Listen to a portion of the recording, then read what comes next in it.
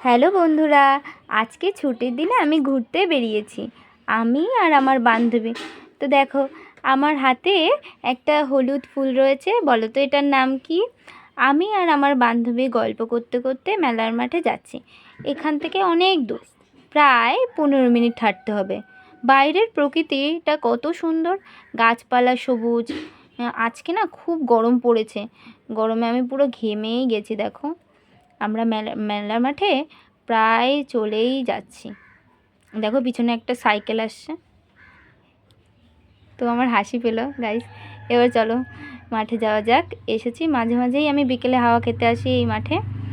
গল্প করতে করতে মাঠে চলে এসেছি। এই রাস্তার ডান দিকে গেলেই, সোজা গেলেই মাঠ।